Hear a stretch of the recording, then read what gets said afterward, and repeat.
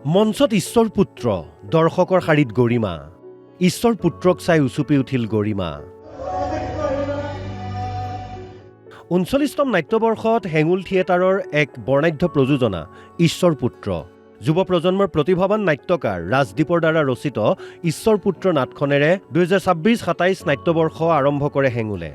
বুধবাৰে মৰিয়নিত হেঙুলৰ নাট্যবৰ্ষৰ মঞ্চ মুকলি কৰে গৰিমা শইকীয়া গাৰ্গে ৰাজদীপৰ ব্যতিক্ৰমী নাটখন উপভোগ কৰি আৱেগিক হৈ উঠিল গৰিমা শইকীয়া গাৰ্গ তেওঁ ক'লে ঈশ্বৰ পুত্ৰত জীৱন্ত কৰি তোলা হৈছে জুবিন গাৰ্গক নাটকখনত ফুটি উঠিছে জুবিনৰ চিন্তা আদৰ্শ হেঙুলৰ প্ৰযোজক সংকল্পজিৎ হাজৰিকাক ধন্যবাদ গৰিমাৰ খুব সুন্দৰ নাটক আৰু খুব ধুনীয়া মেছেজ থকা নাটক জুবিনক জীৱন্ত কৰি পেলোৱা নাটক এখন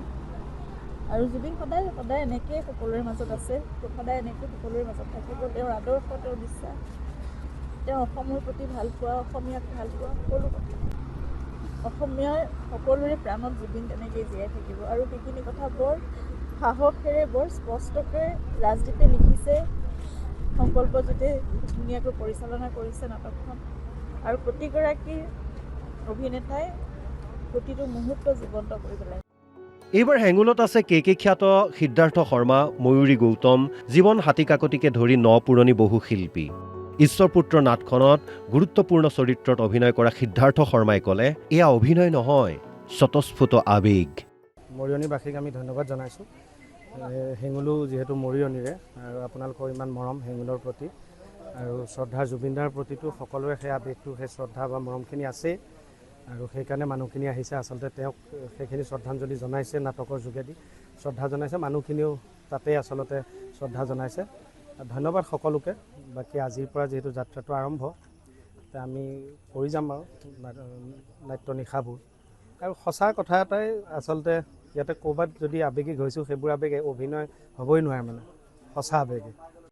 প্ৰশান্ত হাজৰিকা আৰু ইলা কাকতিৰ স্মৃতি বিজড়িত হেঙুল থিয়েটাৰৰ প্ৰতিখন নাটককে দৰ্শকে আদৰি ল'ব বুলি আশাবাদী প্ৰয়াত শিল্পী দম্পতীৰ সুযোগ্য পুত্ৰ তথা হেঙুলৰ প্ৰযোজক সংকল্পজিৎ হাজৰিকা বৌ আহিলে বৌ আজি উদ্বোধন কৰিলে নাটকখন আৰু আমি খুবেই সুখী আৰু ভয়ো লাগিছিলে বহুত নাটকখনক লৈ যিহেতু জুবিনদাৰ সোঁৱৰণত কৰা নাটকখন আৰু জুবিনদাৰ লগত ইমান অলপ আৱেগিকো হৈ আছোঁ আমি গোটেইখিনি জুবিনদাৰ লগত ইমান দিন জড়িত আছিলোঁ মানে হেঙুলৰ মাধ্যমেদি আজি গৈ জুবিনদাক এই মানে যোনটো শ্ৰদ্ধাঞ্জলি অনুষ্ঠান কৰিলোঁ আৰম্ভণিতে তাৰপিছত নাটকখন আৰম্ভ হ'ল গোটেই পৰিৱেশটো অলপ বেলেগ হৈ আছে তো ভাল লাগিছে আৰু আশা কৰোঁ মানুহে ভাল পাব নাটকখন ওলাই যাওঁ আজিৰ পৰা ভাল হ'ব লাগে মৰিয়নিৰ পৰা দীপক দত্তৰ ৰিপৰ্ট অসম লাইভ 24